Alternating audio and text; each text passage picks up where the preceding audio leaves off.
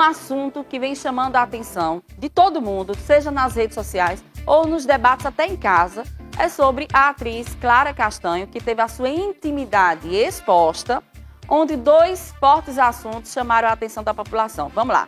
Um é a questão do estupro e o outro a doação do bebê gerado devido ao crime, que foi o que ela fez. Para esclarecer um pouquinho sobre esse assunto, a gente convidou o juiz da Vara da Infância e Juventude da capital, Adailton Lacerda. Doutor Adailton, bom dia, seja bem-vindo, querido. Que bom te reencontrar aqui.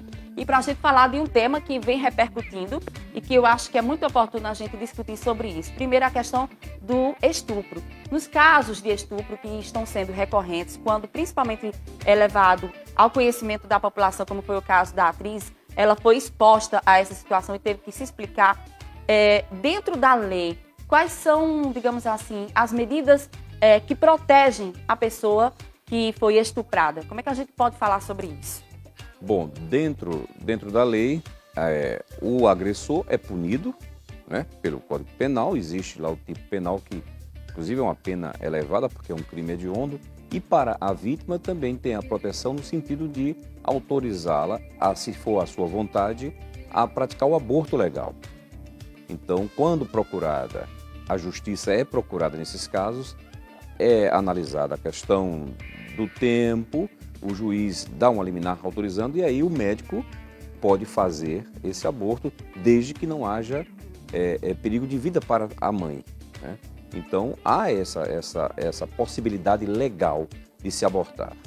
Vamos partir do princípio da história dela para eu começar a detalhar isso e o pessoal de casa começar a entender como é importante a gente falar sobre isso. Primeiro, ela foi estuprada, não sabia que estava gerando um bebê, e aí quando passou mal, teve que fazer alguns exames, enfim, acabou indo para a sala de cirurgia e tirou lá, a criança nasceu, aquela coisa toda. Ali, de fato, já vazou a informação de que a atriz estaria grávida e que ali naquele ato ela já tinha tomado a decisão de fazer a doação. A proteção dessa questão toda ali com os profissionais de saúde, de você chegar como paciente e dizer, olha, eu não quero que ninguém saiba que agora eu acabei de gerar um filho. Isso aqui tem que ficar mantido em sigilo.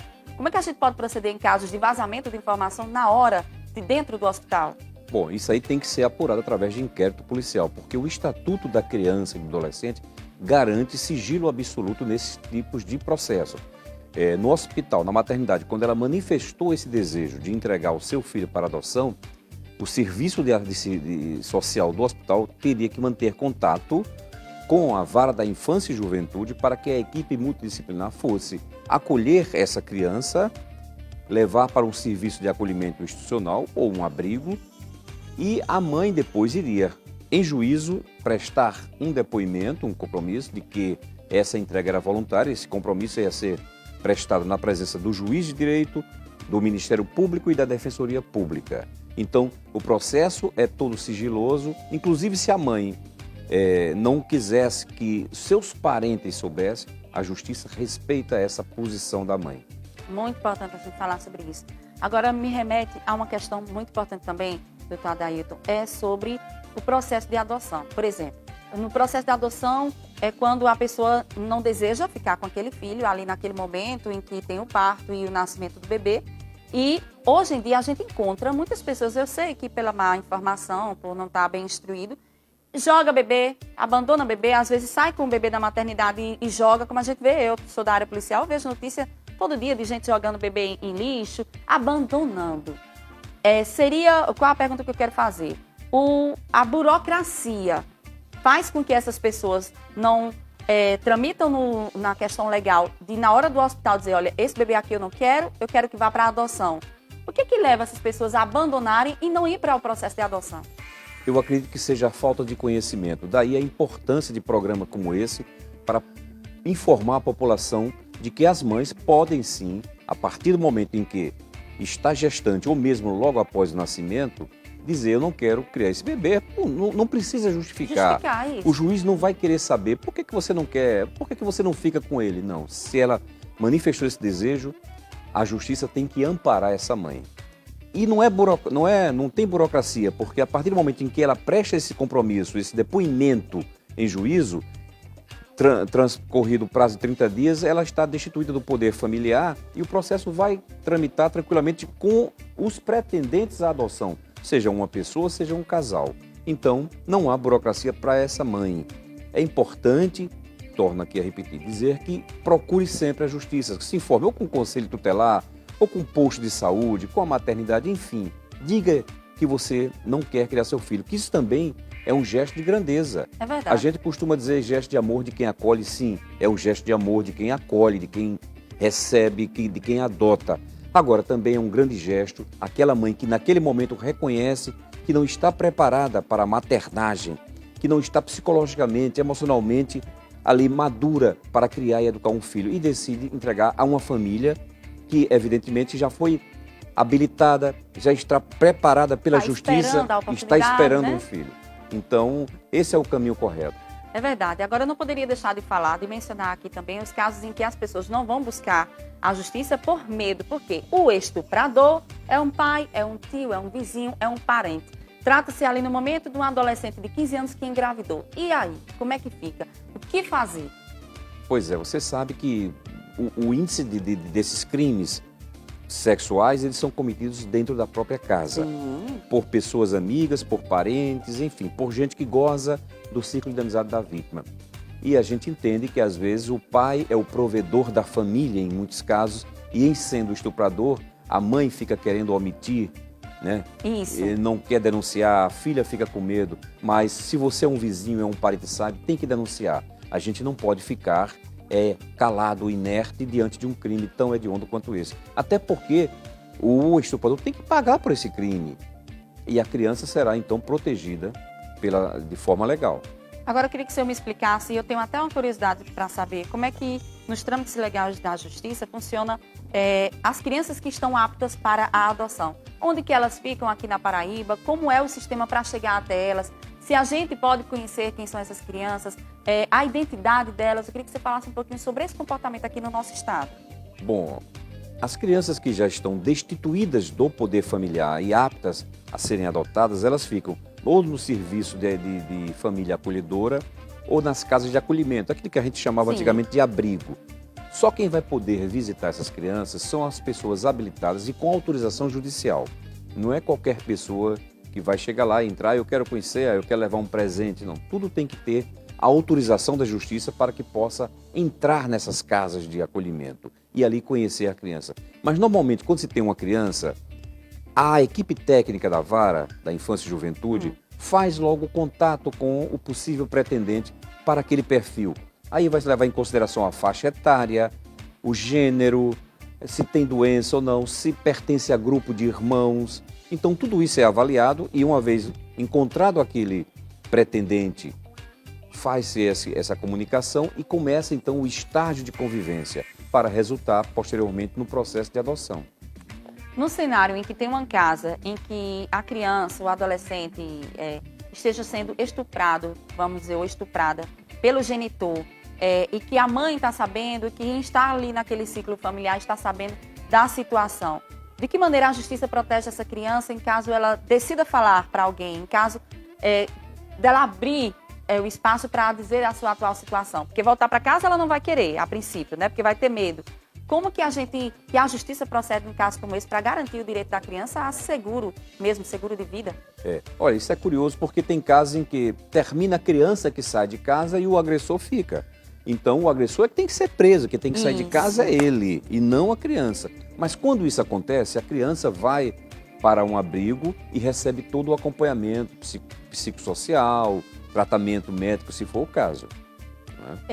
Há muitas questões na sociedade, com qualquer atitude que um adolescente, e hoje esse debate virou até um debate político, quem é de um lado torce para uma coisa, quem é de outro lado torce para outra, a questão do aborto. Eu queria que o senhor falasse e desse sua opinião como um juiz da Vara da Infância e da Juventude, e especificamente sobre o aborto no país. Em que casos a pessoa pode abortar, em que casos não pode, não deve, a condução para isso? Olha, as condições para o aborto legal estão definidas no Código Penal. Quando há risco de vida para a parturiente, quando o bebê é anencefalo ou quando é fruto de um estupro. O juiz, ele vive o universo factual, o universo do processo. O juiz não pode levantar bandeiras ideológicas, religiosas, para deixar de aplicar a lei, né? É o caso também da questão de transfusão de sangue. O juiz não pode dizer, olha, eu não vou porque eu pertenço a tal religião e a minha religião não permite. Não, o juiz tem que aplicar a lei ao caso concreto. Evidentemente que ele analisa provas, analisa circunstâncias, mas sempre apegado à lei. O juiz não pode defender, levantar bandeira ideológica. Nesse caso da Clara, eu também fiquei muito observando assim, a situação dela, que veio à tona e tudo, e me bateu aquela curiosidade. Depois, se ela quiser conhecer essa criança, se ela quiser saber onde ela está, é o sangue dela que está por aí. Embora a questão traumática, né, de ter sido fruto de um estupro, mas a questão da curiosidade. Se a pessoa que doou o seu filho para adoção, ela pode depois querer saber como que está essa criança, o desenvolvimento dela, tem esse acesso? Esse direito é assegurado à criança e não à mãe biológica. Ela pode conhecer se a família que adotou assim o permitir, mas a justiça não interfere nisso. Agora, ao adotando ou adotado logo após o processo, é dado esse direito. Ele, logo após 18 anos ou assim que tiver discernimento, manifestar esse interesse, essa curiosidade de conhecer a sua história, os seus pais biológicos, ele pode ir até a vara da justiça, a vara da infância e juventude na justiça, e lá lhe é dado todos os dados necessários e ele vai procurar conhecer a sua mãe biológica. Mas ele tem esse o direito. O contrário não é permitido. A não ser que, como eu torno a dizer, a não ser que a família que adotou permita espontaneamente, por parte dela, não da justiça.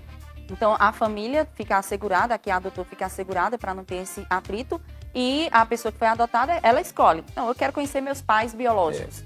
E, normalmente, isso acontece quando eles são adotados por casais estrangeiros. Eu já estou há todo esse tempo na infância e juventude, nunca vi um adotado por casal nacional procurar sua família biológica.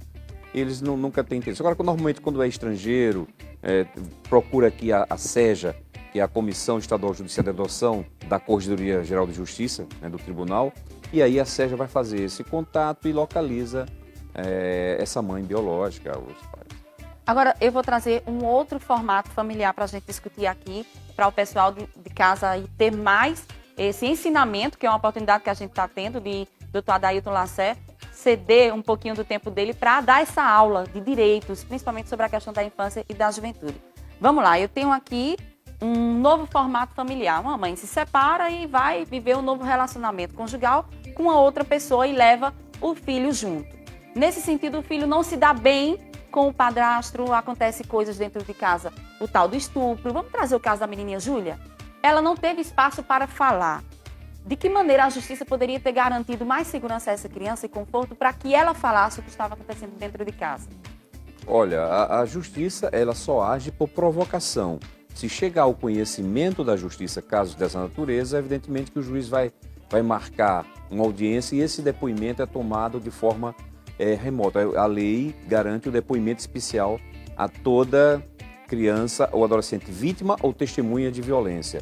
Então, não é uma audiência que o juiz vá conversar diretamente com ela. Essa audiência se dá em uma sala reservada, a criança não tem contato direto com o juiz, com o promotor, com o advogado, muito menos com a vítima. O depoimento é tomado através de uma entrevista. É muito importante frisar essa questão, porque assim, as famílias vão modificando. Claro, a gente fica sempre a favor do bem-estar da criança. Nesses processos em que envolve, digamos assim, um novo formato familiar, quando chega a adolescência, completa 16, 17 e até a maioridade, 18 anos, há alguma coisa que esse adolescente ele pode encaminhar, já determinando ali a justiça, olha, quando eu completar 18 anos eu quero sair de casa, eu não quero mais ver com minha mãe e meu padrasto, ou coisa do tipo. Como é que existe, o que eu quero saber exatamente é de que maneira esse adolescente ele vai estar resguardado ou respaldado pela lei para ele tomar a decisão se ele quer ficar ainda naquele ambiente familiar. Não, enquanto adolescente ele vive sob o poder familiar dos seus pais. No caso, do exemplo que você citou, da mãe, né? A mãe tem um novo relacionamento, essa adolescente vive na companhia da mãe. A partir dos 18 anos, passa a ter a maioridade civil e pode tomar o rumo que ele decidir, independentemente da vontade de seus pais. É um tema tão complexo para a gente conversar, para a gente falar. Eu poderia ficar aqui o dia todo falando sobre isso. Eu quero lhe agradecer demais e desejar, claro, sempre boa sorte no seu trabalho, que é um trabalho tão importante. Eu deixo aí os minutos finais, que inclusive a gente gostaria de ter mais acesso a esse tipo de conversa e dizer ao pessoal de casa que a justiça ela não fica distante da sociedade. A gente tem espaços em que a população pode falar, pode retratar, todos os dias milhares de pessoas querem ter essa conversa, às vezes não tem uma oportunidade. E aí, como é que a gente pode ter mais acesso à justiça? Para que o pessoal aí de casa possa entender. Tem canal direto? Tem algum telefone acessível? Tem um site? Como que a gente pode ter todas essas orientações que o senhor acabou de falar à disponibilidade da população? Olha, o Tribunal de Justiça mantém a sua página na internet e dentro da página existe o link da Coordenadoria da Infância e Juventude. Lá tem cartilhas sobre o passo a passo de adoção, lá tem formulários de viagens nacionais e internacionais, lá tem todo tipo de informações, inclusive telefones e e-mails para esse contato direto com a Vara da Infância e Juventude e também com o juiz. Olha, eu estou falando aqui para a produção para a gente até dar mais ênfase a esse assunto. Aqui, todos os dias, milhares de homens abandonam seus filhos e não se vê julgamento algum. Aqui no Brasil, inclusive, tem uma lei que obriga registro de paternidade. Esse assunto, inclusive, foi trazido durante uma reportagem aqui também na TV Arapuã. Eu queria que o senhor falasse um pouquinho sobre essa informação que, inclusive, alguns telespectadores estão pedindo, essa questão do registro de paternidade. A lei diz que nenhuma criança pode, hoje, não ter o nome de seu pai no registro. Quando isso acontece, a justiça manda que a mãe diga quem é o suposto pai. Então vai se fazer uma investigação de paternidade, ele é citado, se ele diz que não é o pai, se faz então o exame de DNA e constatado, o juiz determina que conste o nome do genitor no registro de nascimento. Muito importante sobre isso. Então esse documento é garantido? É garantido. Hoje nenhuma criança pode não ter o nome dos seus pais completos no registro de nascimento. Ao contrário, tem até demais. Hoje você tem o pai biológico e também tem o pai socioafetivo. Sim, né? Hoje temos mais de um pai, mais de uma mãe. É possível.